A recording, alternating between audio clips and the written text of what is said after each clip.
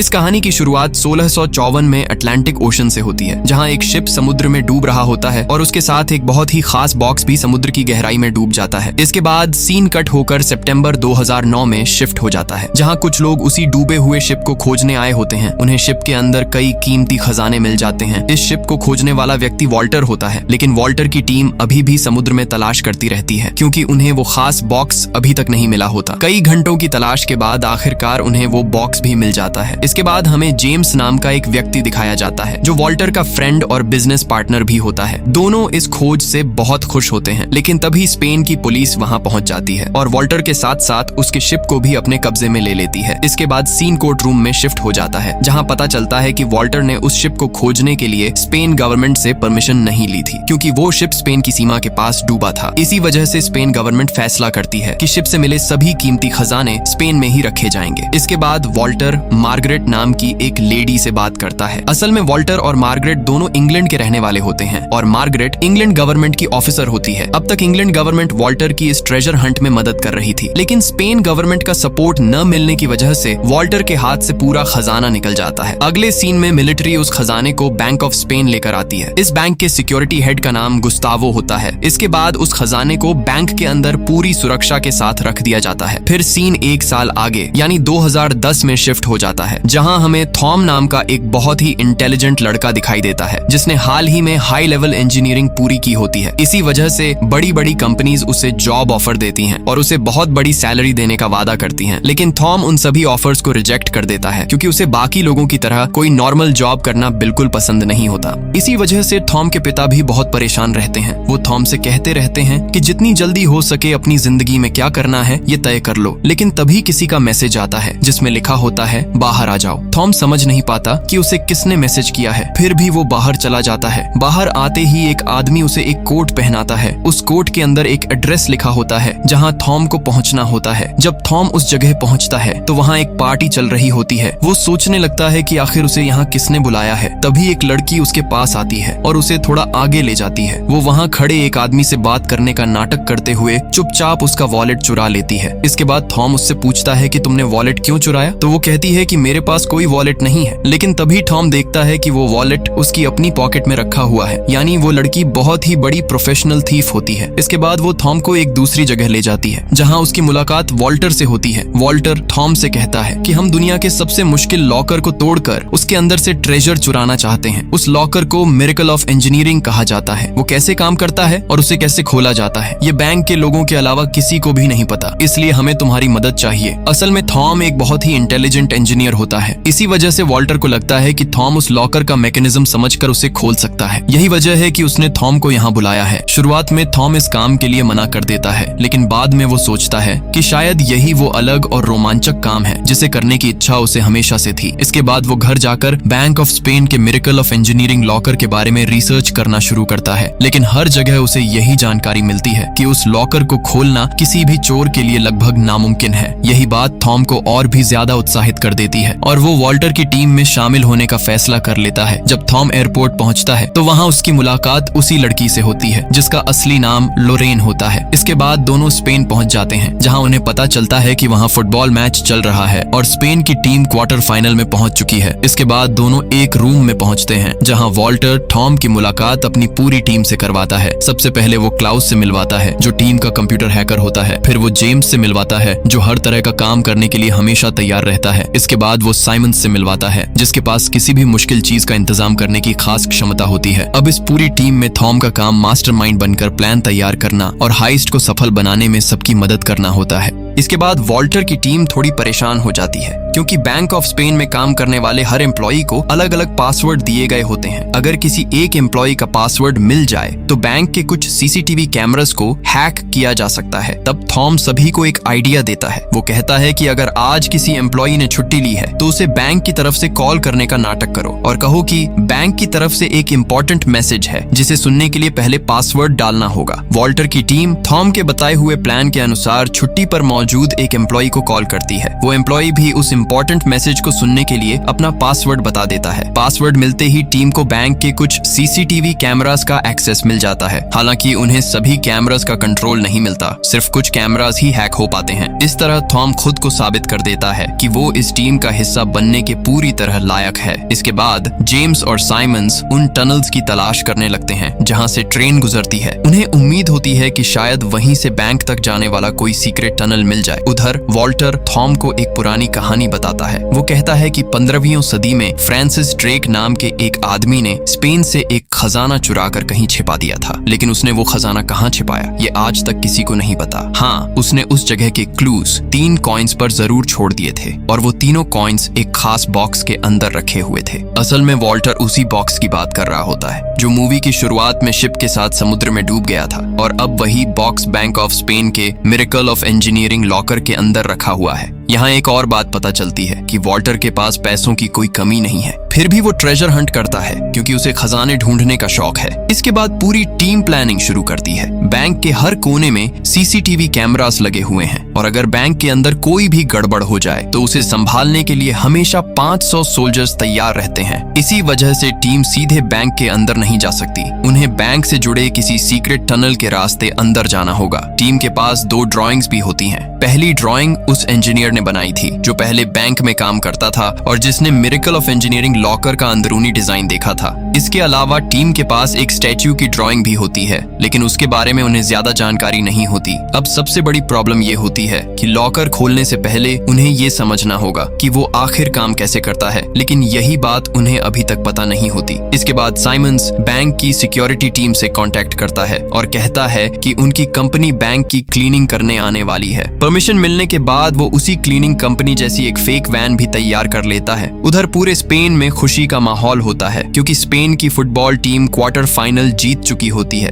इसी बीच वॉल्टर की टीम के सामने एक नई प्रॉब्लम आ जाती है। किसी को बैंक के अंदर जाकर एक डिवाइस से लॉकर को स्कैन करना होगा ताकि उसका ब्लूप्रिंट तैयार किया जा सके, लेकिन जेम्स ये काम नहीं कर सकता क्योंकि वो पहले सोल्जर रह चुका होता है। अगर वो बैंक के अंदर जाएगा तो फेस स्कैन से उसकी पहचान हो जाएगी और सिक्योरिटी को उस पर शक हो जाएगा। तब थॉम खुद कहता है कि वो बैंक के अंदर जाएगा। अगले दिन बैंक का सिक्योरिटी हेड गुस्टावो बैंक पहुंचता है। उसी समय साइमंस और थॉम भी क्लीनिंग स्टाफ बनकर बैंक के अंदर एंट्री कर लेते हैं। वॉल्टर की बाकी टीम ये सब सीसीटीवी के जरिए देख रही होती है। इसी दौरान लोरेन भी अपना भेष बदलकर बैंक में पहुंच जाती है। वो खुद को एक ऐसी ऑफिसर बताती है जो बैंक में रखी गई कीमती पेंटिंग्स की सिक्योरिटी चेक करने आई है। वहीं उसकी मुलाकात गुस्तावो से होती है। बातों बातों में लोरेन गुस्तावो को कॉफी का कप देती है और थोड़ी देर बाद वापस ले लेती है। उसने ऐसा क्यों किया इसका पता हमें आगे चलकर चलता है। इसके बाद साइमंस बैंक के बेसमेंट में मौजूद सर्वर रूम में पहुंचता है। वहां वो एक वायर के साथ एक छोटा सा डिवाइस अटैच कर देता है। जैसे ही वो डिवाइस कनेक्ट होता है, बैंक के सभी सीसीटीवी कैमरास का कंट्रोल क्लाउस के पास आ जाता है। उधर लोरेन को एक कमरे में भेजा जाता है ताकि वो वहां रखी हुई एक पेंटिंग की सिक्योरिटी चेक कर सके। वो पेंटिंग चेक करने का नाटक करने लगती है और क्लाउस उसकी पूरी रिकॉर्डिंग पहले से ही सेव कर लेता है। इसके बाद लोरेन वहीं मौजूद एक छोटे लॉकर को खोलने की कोशिश करती है, लेकिन सीसीटीवी में गुस्तावो को ऐसा दिखाई देता है कि लोरेन अभी भी पेंटिंग ही चेक कर रही है क्योंकि क्लाउस लाइव फुटेज की जगह पहले से रिकॉर्ड किया हुआ वीडियो चला रहा होता है। उस छोटे लॉकर के अंदर लोरेन को एक की मिलती है। वो उस की को स्कैन कर लेती है। उधर थॉम भी एक खाली रूम में पहुंचता है क्योंकि उसी रूम के ठीक नीचे मिरेकल ऑफ इंजीनियरिंग लॉकर मौजूद होता है। वो वहां एक डिवाइस रख देता है ताकि नीचे मौजूद लॉकर को स्कैन किया जा सके। इधर लोरेन की को स्कैन करने के बाद उसे वापस वहीं रख देती है। उसी समय बैंक का ओनर वहां पहुंच जाता है और उससे बात करने लगता है। उसे जरा भी अंदाजा नहीं होता कि लोरेन अभी उस की को स्कैन कर चुकी है। उधर थॉम ने जो स्कैनर लगाया होता है, उसी रूम में कुछ लोग मीटिंग करने के लिए आ जाते हैं, लेकिन थॉम नीचे छिपा होने की वजह से किसी की नजर में नहीं आता। इसके बाद लोरेन को दूसरी पेंटिंग चेक करने के लिए भेजा जाता है। वहां भी उसे एक और की मिलती है जिसे वो स्कैन करने लगती है। उधर थॉम काफी देर तक स्कैनर चालू रखता है जिसकी वजह से सिक्योरिटी सिस्टम को शक हो जाता है और अलार्म बजने लगता है। अलार्म अलार्म बजते ही पूरे बैंक में अलर्ट घोषित कर दिया जाता है। यहाँ तक कि मिलिट्री भी तैयार होकर खड़ी हो जाती है। लेकिन इससे पहले कि लॉरेन दूसरी की वापस रख पाती, बैंक का ओनर वहाँ आ जाता है और उसे अपने साथ बाहर ले जाता है, जिसकी वजह से वो की लॉरेन के पास ही रह जाती है। तब थॉम लॉरेन से वो की ले लेता है और उसी रूम में जाकर उसे वापस उसकी जगह रख देता है। इसके बाद एक सिक्योरिटी गार्ड वहाँ चेकिंग के लिए आता है, लेकिन थॉम ऐसे एक्ट करता है जैसे वो सिर्फ क्लीनिंग का काम कर रहा हो। उधर गुस्तावो को समझ ही नहीं आता कि जब सब कुछ बिल्कुल नॉर्मल है तो सिक्योरिटी अलार्म क्यों बजा। आखिर में वो यही सोचता है कि शायद कोई शॉर्ट सर्किट हुआ होगा और वो उस बात को वहीं खत्म कर देता है। इसके बाद हमें दिखाया जाता है कि थॉम ने लॉकर के ऊपर वाले रूम में जो डिवाइस रखा था, उसने पूरे मिरेकल ऑफ इंजीनियरिंग लॉकर को स्कैन करके उसका पूरा ब्लूप्रिंट तैयार कर लिया होता है। ब्लूप्रिंट देखने के बाद थॉम पूरी टीम को समझाता है कि लॉकर के चारों तरफ बहुत मोटी कंक्रीट की दीवारें बनी हुई हैं और लॉकर के नीचे एक टनल है, जबकि उसके ठीक ऊपर एक बहुत बड़ा वाटर टैंक मौजूद है। वाटर टैंक को देखकर थॉम को पूरा मैकेनिज्म समझ में आ जाता है। असल में मूवी की शुरुआत में जिस ड्राइंग का जिक्र हुआ था, उसमें लॉकर रूम के अंदर एक स्टैच्यू दिखाई गई थी जिसके हाथ में एक बैलेंस स्केल था। उसका असली मतलब ये था कि अगर लॉकर रूम के अंदर जरा सा भी वेट कम या ज्यादा हुआ तो ऊपर वाले टैंक का पूरा पानी लॉकर रूम में भर जाएगा और अंदर मौजूद चोर वहीं डूबकर मर जाएंगे। वहां से बाहर निकलना लगभग नामुमकिन होगा। यानी असली चैलेंज लॉकर को खोलना नहीं है, बल्कि उसके अंदर जाने के बाद जिंदा बाहर निकलना है। उधर गुस्तावो और बैंक का ओनर अभी भी कंफ्यूज होते हैं। उन्हें समझ नहीं आता कि सब कुछ ठीक होने के बावजूद सिक्योरिटी अलार्म क्यों बजा था। इधर थॉम लॉकर से सुरक्षित बाहर निकलने का कोई रास्ता ढूंढने में लगा रहता है। उसी दौरान जेम्स और साइमंस काफी मेहनत के बाद लॉकर के नीचे मौजूद टनल तक पहुंच जाते हैं। वहां उन्हें एक बड़ी मशीन दिखाई देती है जिस पर वेट मापने वाला मीटर लगा होता है। उसे देखकर उन्हें यकीन हो जाता है कि थॉम का अंदाजा बिल्कुल सही था। अगर लॉकर रूम के अंदर थोड़ा सा भी वेट बदल गया तो ऊपर का पूरा पानी तुरंत अंदर भर जाएगा। असल में टनल के ठीक ऊपर ही लॉकर रूम बना हुआ होता है। लेकिन तभी जेम्स और साइमंस वॉल्टर को एक चौंकाने वाली बात बताते हैं। अगर टनल से होल बनाकर लॉकर रूम तक पहुंचना है तो इसमें कम से कम 15 दिन लगेंगे। ये सुनते ही पूरी टीम निराश हो जाती है, क्योंकि इस समय पूरे स्पेन का ध्यान फुटबॉल मैच पर है। लेकिन 15 दिन बाद टूर्नामेंट खत्म हो जाएगा और फिर सबका ध्यान दोबारा बैंक की सिक्योरिटी पर चला जाएगा। इसी दौरान वॉल्टर बाहर देखता है कि बैंक के सिक्योरिटी कैमरास सड़क पर फुटबॉल मैच देख रही भीड़ की तरफ घुमाए गए हैं। तभी पूरी टीम एक नया प्लान बनाती है कि टनल से जाने के बजाय बैंक की छत के रास्ते अंदर घुसा जाएगा और ये काम फुटबॉल फाइनल वाले दिन किया जाएगा, क्योंकि उस दिन सिक्योरिटी का ध्यान भी मैच पर रहेगा। उधर गुस्तावो को क्लीनिंग कंपनी से पता चलता है कि पिछले 2 दिनों से उनकी कंपनी का कोई भी वर्कर बैंक में क्लीनिंग के लिए आया ही नहीं था। तब उसे समझ में आ जाता है कि कोई फेक क्लीनिंग स्टाफ बनकर बैंक के अंदर आया था। इसके बाद गुस्तावो, साइमंस और थॉम की पूरी जानकारी निकालकर बैंक ओनर को दिखाता है और कहता है कि कुछ चोर बैंक में घुसने की कोशिश कर चुके हैं, इसीलिए अब सिक्योरिटी को पहले से भी ज्यादा अलर्ट रहना होगा। उधर वॉल्टर की टीम को भी ये पता चल जाता है कि गुस्तावो अब समझ चुका है कि साइमंस और थॉम असली क्लीनर्स नहीं थे। इसलिए वॉल्टर मार्गरेट को कॉल करके कहता है कि हमारी टीम के 2 लोग पकड़े गए हैं और उन्हें इंग्लैंड की पुलिस ने अरेस्ट कर लिया है। अगर तुम यही बात बैंक ऑफ स्पेन वालों को बता दो तभी हम अपने प्लान को आगे बढ़ा पाएंगे। मार्गरेट भी उसकी बात मान जाती है। उधर गुस्तावो पूरे बैंक की सिक्योरिटी को डबल करने के बारे में सोच ही रहा होता है कि तभी उसे एक मैसेज मिलता है जिसमें लिखा होता है कि साइमंस और थॉम दोनों चोर थे और उन्हें इंग्लैंड में ही पकड़ लिया गया है। ये खबर मिलते ही उन सबकी थोड़ी टेंशन कम हो जाती है। इधर लॉरेन थॉम को एक पब में लेकर जाती है और उसे अपनी कहानी सुनाने लगती है। वो बताती है कि मेरे पिता की मौत के बाद वॉल्टर ने ही मेरे पिता की जगह लेकर मेरी देखभाल की थी, इसी वजह से मैं आज भी उसके लिए काम करती हूँ। उसी समय थॉम देखता है कि बारटेंडर एक ग्लास को फ्रीज कर रहा है। इसे देखकर उसके दिमाग में एक आइडिया आता है। इसके बाद वो एक वेट मेजरिंग मशीन पर पानी से भरा हुआ ग्लास रखता है तो मशीन उसका वेट दिखा देती है, लेकिन फिर वो उसी ग्लास पर नाइट्रोजन स्प्रे करके उसे फ्रीज कर देता है और जब दोबारा उसी मशीन पर रखता है तो मशीन उसका वेट डिटेक्ट नहीं कर पाती। तब थॉम समझ जाता है कि अगर टनल में लगी वेट डिटेक्ट करने वाली मशीन को भी इसी तरह फ्रीज कर दिया जाए तो वे आराम से लॉकर के अंदर जाकर वापस बाहर आ सकते हैं और मशीन उनके वेट को डिटेक्ट भी नहीं करेगी। ये आइडिया पूरी टीम को पसंद आ जाता है और टनल में जाकर उस मशीन को फ्रीज करने की जिम्मेदारी साइमंस को दी जाती है। इसके बाद सभी लोग अपनी अपनी तैयारियां शुरू कर देते हैं। याद है लॉरेन ने गुस्तावो को कॉफी कप दिया था और फिर वापस ले लिया था। उसी कप पर पड़े हुए गुस्तावो के फिंगरप्रिंट्स भी वो लोग हासिल कर लेते हैं। उधर वॉल्टर 3 पुराने कॉइन्स खरीद लेता है। वो ऐसा क्यों करता है इसका पता हमें आगे चलकर चलता है। इसके बाद लॉरेन लॉरेन बैंक से स्कैन करके लाई गई दोनों कीज की बिल्कुल वैसी ही डुप्लीकेट कीज भी तैयार करवा लेती है। अब उनकी सारी तैयारियां पूरी हो चुकी होती हैं। अगले ही दिन उन्हें बैंक के अंदर घुसना होता है, इसलिए पूरी टीम आराम करने लगती है। इसी दौरान हमें एक और बड़ी बात पता चलती है। स्पेन सरकार ने जिस खजाने को अपने कब्जे में लिया था, वॉल्टर को उस पूरे खजाने से कोई मतलब नहीं है। उसे सिर्फ वही खास बॉक्स चाहिए जिसके अंदर 3 कॉइन्स रखे हुए हैं, क्योंकि उन्हीं कॉइन्स की मदद से उन्हें फ्रांसिस ड्रेक द्वारा छिपाया गया एक बहुत बड़ा खजाना मिल सकता है।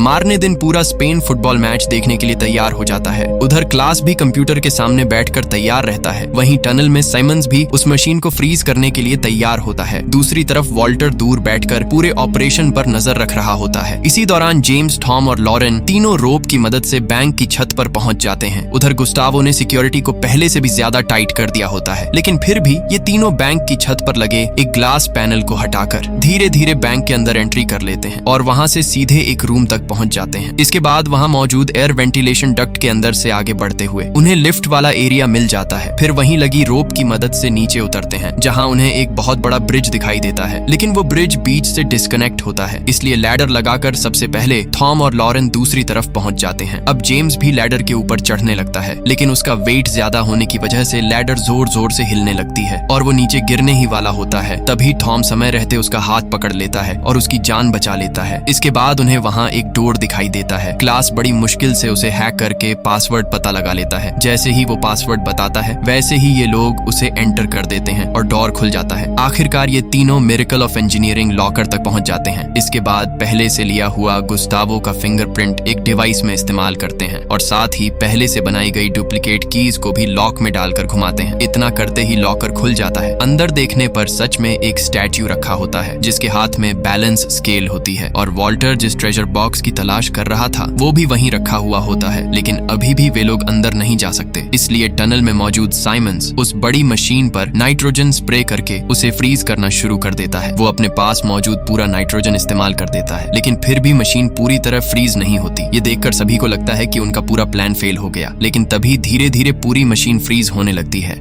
इसके बाद तीनों लॉकर के अंदर चले जाते हैं। क्योंकि मशीन पूरी तरह फ्रीज हो चुकी होती है, इसलिए वो उनके वेट को डिटेक्ट नहीं कर पाती। अब तीनों उस खास बॉक्स को ढूंढना शुरू कर देते हैं जिसके अंदर 3 कॉइन्स रखे हुए होते हैं, लेकिन दूसरी तरफ वो मशीन धीरे धीरे अनफ्रीज भी होने लगती है। उधर गुस्तावो की टीम को बैंक के अंदर एक कबूतर दिखाई देता है। उसे देखकर उन्हें शक होता है कि ये अंदर कैसे आया। जब वो ऊपर जाकर देखते हैं तो उन्हें वही ग्लास पैनल खुला हुआ मिलता है जहाँ से जेम्स और उसकी टीम अंदर आई थी। तभी गुस्तावो समझ जाता है कि कोई बैंक के अंदर घुस चुका है। इधर वॉल्टर और उसकी टीम को भी पता चल जाता है कि गुस्तावो को उनकी एंट्री के बारे में मालूम हो चुका है और अब वो उन्हें ढूंढ रहा है। इसलिए वॉल्टर कहता है कि अब बाहर निकलना नामुमकिन है, तुम लोग सरेंडर कर दो। लेकिन तभी जेम्स अचानक गन निकालकर वॉल्टर से कहता है कि कॉइन्स वाला बॉक्स मुझे दे दो। यानी जेम्स वॉल्टर और उसकी पूरी टीम को धोखा दे रहा होता है। उसी समय लॉकर का डोर भी अपने आप बंद हो जाता है, क्योंकि मशीन पूरी तरह अनफ्रीज हो चुकी होती है और उसने अंदर मौजूद लोगों का वेट डिटेक्ट कर लिया होता है। अब गुस्तावो की टीम को भी इस बात का पता चल जाता है, इसलिए सारे मिलिट्री सोल्जर्स बैंक की सिक्योरिटी के लिए तैयार होकर खड़े हो जाते हैं। उधर लॉकर के अंदर तेजी से पानी भरना शुरू हो जाता है। तभी जेम्स कॉइन्स वाला बॉक्स उठाता है और जिस रास्ते से पानी अंदर आ रहा होता है उसी रास्ते से तैरकर बाहर निकलने लगता है। लेकिन टॉम और लॉरेन इतनी तेजी से तैर नहीं पाते। तभी टॉम को एक बात समझ में आती है कि इस लॉकर में पानी पूरी तरह भर जाने के बाद ही ऊपर से आने वाला पानी बंद होगा। इसलिए टनल में मौजूद वेट डिटेक्ट करने वाली मशीन को ये यकीन दिलाना होगा कि लॉकर का वेट पहले से बहुत ज्यादा बढ़ चुका है। तभी टनल में मौजूद साइमंस अपने पास रखे हुए सारे सिलेंडर्स उस मशीन के ऊपर रख देता है ताकि उसका वेट अचानक बढ़ जाए। इसी दौरान साइमंस ने पहले जिस सर्वर रूम में जाकर सीसीटीवी हैक करने के लिए एक छोटा सा डिवाइस लगाया था, गुस्तावो की टीम उस डिवाइस को निकाल देती है और उसी के साथ सभी सीसीटीवी कैमरास का कंट्रोल फिर से गुस्तावो के पास आ जाता है। जब वो लॉकर के अंदर लगे कैमरा को देखते हैं तो उसी समय टॉम उसे भी रिमूव कर देता है, लेकिन लॉकर के अंदर पानी लगातार भरता ही जा रहा होता है। उधर जेम्स किसी तरह लॉकर से बाहर निकल चुका होता है और टनल में मौजूद साइमंस ने वेट मशीन पर सारे सिलेंडर्स रख दिए होते हैं, जिसकी वजह से मशीन ओवरलोड हो जाती है और लॉकर में पानी आना बंद हो जाता है। इधर थॉम ने कैमरा हटा दिया होता है, इसलिए वॉल्टर और क्लास को भी ये पता नहीं चल पाता कि थॉम और लॉरेन जिंदा हैं या नहीं। उधर गुस्तावो अपनी टीम के साथ लॉकर रूम तक पहुंचता है, लेकिन वहां उसे कोई भी दिखाई नहीं देता, यानी थॉम और लॉरेन वहां से निकल चुके होते हैं। उसी समय वॉल्टर को अपने ईयरफोन में थॉम और लॉरेन की आवाज आवाज सुनाई देती है, क्योंकि दोनों बहुत मुश्किल से बैंक से बाहर निकलकर भीड़ के बीच पहुंच चुके होते हैं। मिलिट्री भी उनका पीछा कर रही होती है, लेकिन तब तक दोनों फुटबॉल टीम की जर्सी पहन चुके होते हैं, जिसकी वजह से उन्हें पहचानना लगभग नामुमकिन हो जाता है। उसी समय स्पेन भी फुटबॉल फाइनल जीत जाता है और पूरा शहर जश्न मनाने में व्यस्त हो जाता है। इसी मौके का फायदा उठाकर थॉम और लॉरेन आराम से वहां से निकल जाते हैं। इसके बाद वॉल्टर मार्गरेट से मिलने पहुंचता है। यही हमें पता चलता है कि जेम्स ने कॉइन्स वाला बॉक्स किसी और के लिए नहीं बल्कि मार्गरेट को देने के लिए चुराया था। कुछ देर बात करने के बाद वॉल्टर वहां से चला जाता है। इसके बाद जेम्स और मार्गरेट जब उन तीनों कॉइन्स को चेक करवाते हैं, तब उन्हें पता चलता है कि वो ओरिजिनल नहीं बल्कि फेक कॉइन्स हैं। असल में वॉल्टर ने पहले जो 3 पुराने कॉइन्स खरीदे थे, वो यही फेक कॉइन्स थे। जैसे ही लॉरेन को लॉकर के अंदर असली बॉक्स मिला था, उसी समय उसने ओरिजिनल कॉइन्स निकालकर उनकी जगह फेक कॉइन्स रख दिए थे। यानी वॉल्टर को शुरू से ही पता था कि जेम्स मार्गरेट के लिए काम कर रहा है, इसलिए उसने पहले ही अपना बैकअप प्लान तैयार कर लिया था। अब वॉल्टर के पास तीनों ओरिजिनल कॉइन्स मौजूद होते हैं। इन्हीं कॉइन्स पर फ्रांसिस ड्रेक ने अपने छिपाए हुए खजाने की लोकेशन के क्लूज छोड़े थे। जब वॉल्टर और उसकी टीम उन क्लूज को डिकोड करते हैं, तब उन्हें पता चलता है कि फ्रांसिस ड्रेक ने अपना खजाना बैंक ऑफ इंग्लैंड के नीचे छिपाया था। इसके बाद लॉरेन अपना भेष बदलकर बैंक ऑफ इंग्लैंड पहुंच जाती है। यानी अब उनका अगला टारगेट वही बैंक होने वाला है और यहीं पर इस मूवी का अंत हो जाता है। अगर आपको ये मूवी पसंद आई हो तो कमेंट करके जरूर बताइए और ये भी बताइए कि इस मूवी में आपका फेवरेट कैरेक्टर कौन सा था। अगर वीडियो पसंद आया हो तो लाइक करना मत भूलिए। मिलते हैं एक और अमेजिंग वीडियो के साथ। Until then, stay tuned. Flixer Movies.